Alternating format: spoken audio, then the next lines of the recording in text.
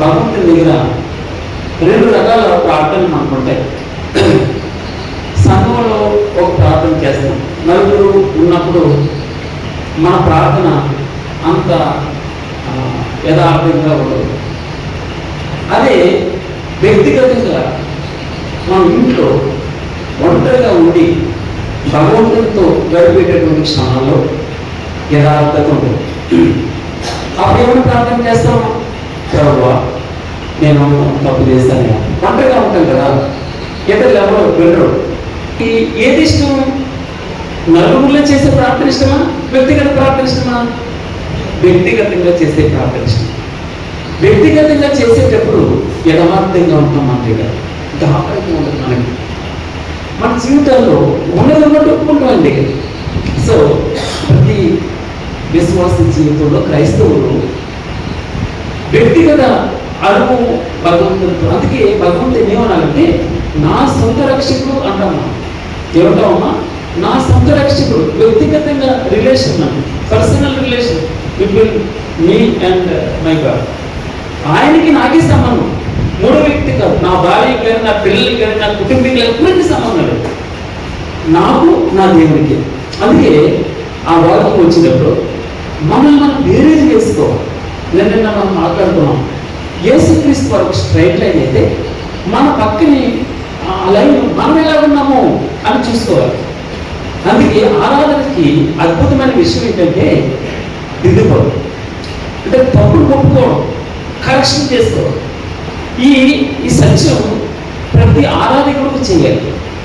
ఆ ఆరాధకుడు అనుభవం నుంచి రావాలి. నోటి మాటలు, భిన్న మాటలు మనం వలివేయడం కాదు. అందరూ వలివేస్తారు, చాలా చక్కగా భాష చాలా బాగుంటుంది. కానీ భగవంతుడు భాషను చూడలేదు. భగవంతుడు హృదయాంతరంగాన్ని చూస్తున్నాడు. నిన్ను నన్ను నీలో నాలో యథార్థతను బట్టి భగవంతుని మనం పూజించాలని ఆయన ఇష్టపడుతున్నాడు. మంచిది. ఈ యొక్క 34వ కీర్తనలో మీరు అనేక సార్లు ఈ కీర్తన చదవాలని విన్నారు. 1:4 నేను యెహోవా యొద్ద విచారణ చేయగా ఆయన విచారణ అంటే ఏంటమ్మా? ప్రార్థన కదండి. విచారణ అంటే ఎంక్వైరీ చేస్తున్నాం, ప్రార్థన చేస్తున్నాం. నేను యెహోవా యొద్ద విచారణ చేయగా ఆయన నాకు ఉత్తరమిచ్చెను. 1 నాకు కలిగిన భయములన్నిటిలో నుండి ఆయన నన్ను. ఇది నా వ్యక్తిగతంగా నేను భగవంతునితో అనుభవించే జీవితం. నాకు కలిగిన భయాలు, ఎన్ని భయాలు ఉంటాయో, నాకు కలిగిన భయములన్నింటిలో నుండి ఆయన నన్ను తప్పించింది. నేను ఎన్నో భయాలతో ఉంటాను. అన్ని భయాల నుండి ఆయనే విడిపిస్తారు. అన్ని భయములు అన్నిటిలో నుండి. మీరు ఆలోచించండి. మీ వ్యక్తిగతంగా అనుకుంటే ఆరాధించారు. 2వ మాట ఆలోచన. ఈ దీవుడు మొదలుపెట్టగా యెహోవా ఆలకించెను, అతని శ్రమలన్నిటిలో నుండి. 1 భయములు అన్నిటిలో నుండి. 2 శ్రమలన్నిటిలో నుండి. భగవంతుడు ఈ ఉదయకాల సమయంలో నేను నా కనువిప్పు అనమాట. ఇంకో విధంగా ఏమంటారు? కనువిప్పు. నేను మనం లవోదికీయ సంఘం గురించి చెప్తూ 3 విషయాలు మనం చూస్తాం. 1 పుటము వేయబడి, అగ్నిలో పుటము వేయబడి మేలిమి బంగారం నా దగ్గర కొనుక్కోవాలి. 1. 2 ప్రశస్త వస్త్రం. ఏదమ్మా? నీ దిశమల కనపడకుండా ఉండాలి. అంటే నీవు సిగ్గుపడకుండా ఉండాలంటే, నీ దిశమల కనపడకుండా ఉండాలంటే నా దగ్గర వస్త్రం కొనుక్కోమన్నాడు. 3వది నీ కనుదృష్టి, నీ దృష్టి సరిగా కనపడాలంటే నా దగ్గర కాటుగా కొనుక్కోమన్నాడు భగవంతుడు. బుద్ధి తెచ్చుకో. కింద అన్నాడు చివరిగా, బుద్ధి తెచ్చుకోవడము అంటే నీకు బుద్ధి లేదనే కదా, నాకు బుద్ధి లేదనే కదా. భగవంతుడు చెప్పే మాట, మేలిమి బంగారం నా దగ్గర కొనుక్కోవాలి, 2 ప్రశస్త వస్త్రం నా దగ్గర కొనుక్కోవాలి, కాటుగా నా దగ్గర కొనుక్కోవాలి. బుద్ధి తెచ్చుకోవాలి, కరెక్ట్ చేసుకోవాలి. ఆతృతపడి మారు మనసు పొందాలి, కరెక్ట్ చేసుకోవాలి. మన జీవితంలో చిన్న విషయాలు. మన భర్త దగ్గర మనం ఎలా ప్రవర్తిస్తున్నాం? 1 మన భార్య దగ్గర మనం ఎలా ప్రవర్తిస్తున్నాం? మన పిల్లల దగ్గర ఎంత యథార్థంగా ఉంటున్నాం? మన కుటుంబీకుల ఎదురు ఎంత యథార్థంగా ఉంటున్నాం? సంఘం ఎదురు ఎంత యథార్థంగా ఉంటున్నాం? మనుషుల మధ్య ఎంత యథార్థంగా ఉంటున్నాం, తద్వారా భగవంతుని దగ్గర ఎంత యథార్థంగా ఉంటున్నాము ఎట్ ది రేట్, దానికి భగవంతుని చెప్తారు సమాధానం. అందుకే ఇక్కడ ఒకటి బైబిల్ అన్నిటిలో నుండి, రెండు శ్రమలన్నిటిలో నుండి, తర్వాత 17వ వచనం నీతిమంతులు మొదలుపెట్టుగా యెహోవా ఆలకించును, వారి శ్రమలన్నిటిలో నుండి. ఎన్నింటి చూడండి. తర్వాత 11వ వచనం చూద్దాం. నీతిమంతునికి నీతిమంతునికి కలుగు ఆపదలు అనేకములు, వాటి అన్నిటిలో నుండి. మీరు ఆలోచన చేయండి. ఒకటి బైబిల్ అన్నిటిలో నుండి, శ్రమలన్నింటిలో నుండి. శ్రమలు మిమ్మల్ని ఎక్కడేం చెప్తున్నాడు 17వ వచనంలో, శ్రమలన్నిటిలో నుండి, ఆపదలు అన్నింటిలో నుండి. చివరగా మనం చూస్తే ఆయన వారి ఎముకలన్నిటినీ మీకు శేషం ఉండదు. శేషం అంటే ఏం తెలుసా? మిగలవు, ఇంకా అక్కలు మిగలదు. అందుకే భగవంతుడిది ఆయన ఆరాధిస్తూ, భగవంతుని ఆరాధిస్తూ భక్తులు అంటారు కదా. మీరు చూడండి, హబక్కూకు గ్రంథం కూడా వచ్చే 17వ వచనంలో ఒక మాట చూస్తుంది మన ఆరాధన కన్నా. హబక్కూకు గ్రంథం 3వ అధ్యాయము 17వ వచనం.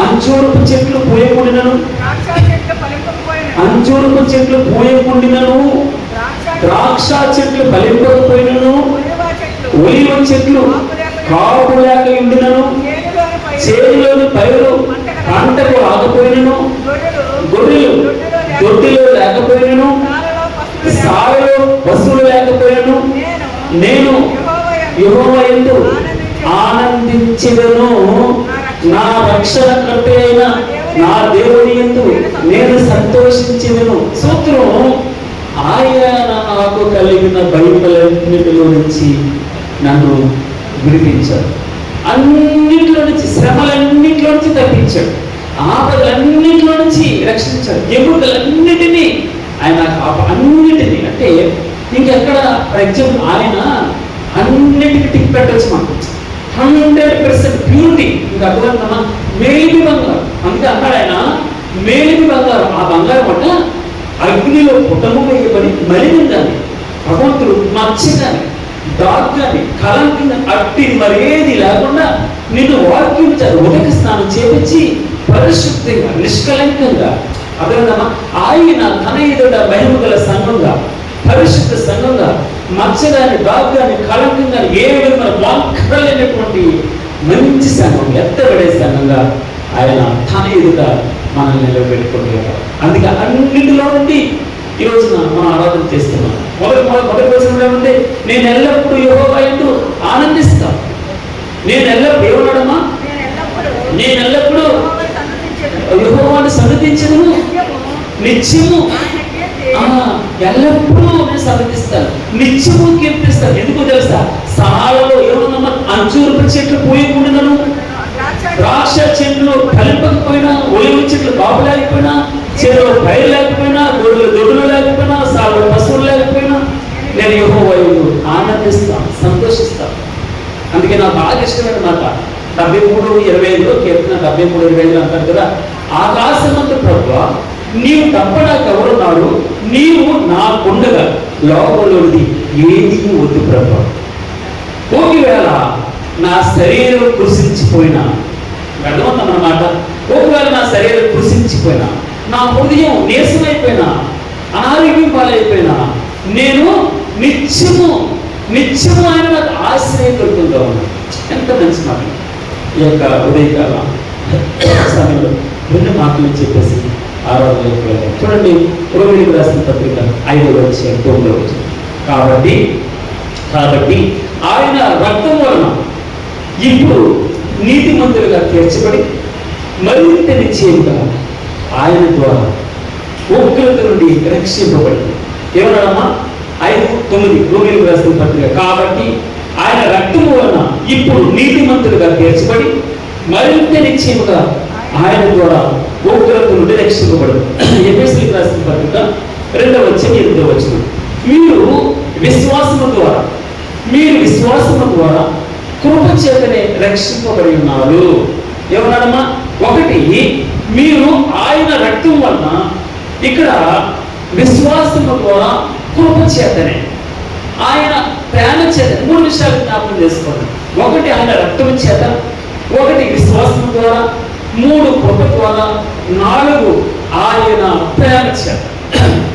ఈ 4 విషయాలు ఎత్తుపెట్టి మనం ఆరాధన చేద్దాం. ఇది నీ నీకేం కాదు, నీ గొప్పతనం కాదు, నీ అందం కాదు, నీ డబ్బు కాదు, నీ విద్య కాదు, లేదా నీ యొక్క ఆస్తి అంతస్తులు కాదు.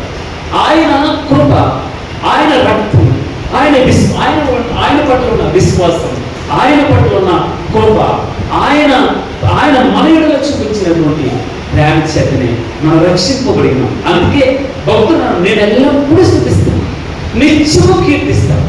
ఒకవేళ సంతోషం వచ్చినప్పుడు దాని స్థితి, బాధ వచ్చినప్పుడు స్థితి, బాధలు మూసుకుపోయినప్పుడు స్థితి ఉండాలి, అనారోగ్యం పాలైనప్పుడు స్థితి ఉండాలి, కోపం లేనప్పుడు స్థితి ఉండాలి. అందుకే అన్నీ పోయినప్పుడు స్థితించడం అంత ఈజీ అయిన విషయం కాదండి.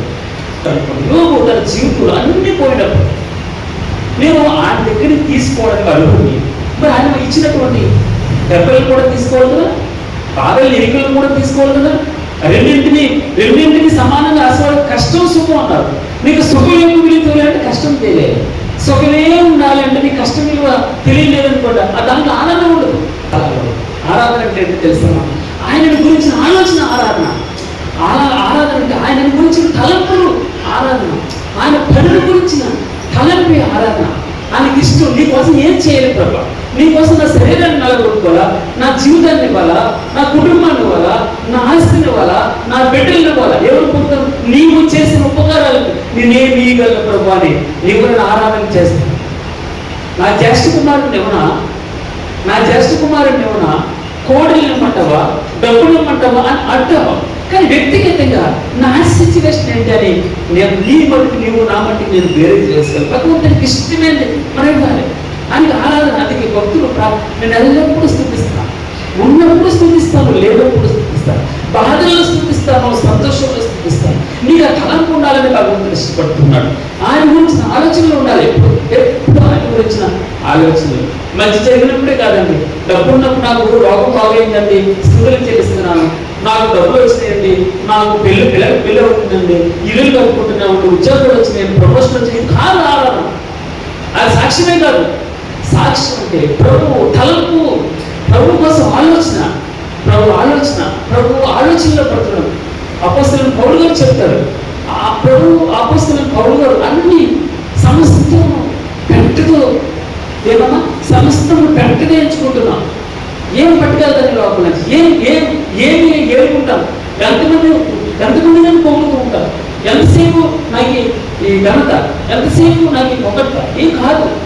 అప్పుడు పొగడు రోడ్లు తిరిగితే భగవంతుడు చెప్పామాట, అమ్మా ఆయన గురించిన ఆలోచన ప్రభు నేను వెళ్తాను తండ్రి.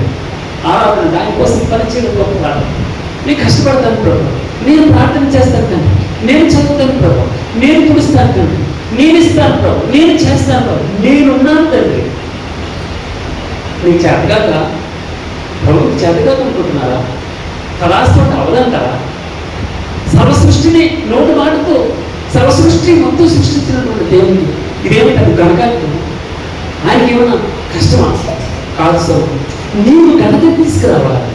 ఆయన అన్నాడు, నేను తలుపు మీద నిలబడి తడుపుతూ ఉంటాను, ఎవరైనా తలుపు తీస్తే నేను తన దగ్గరికి వస్తాను, తనతో పాటు నా సింహాసనం పక్కన కూర్చుంటాడు.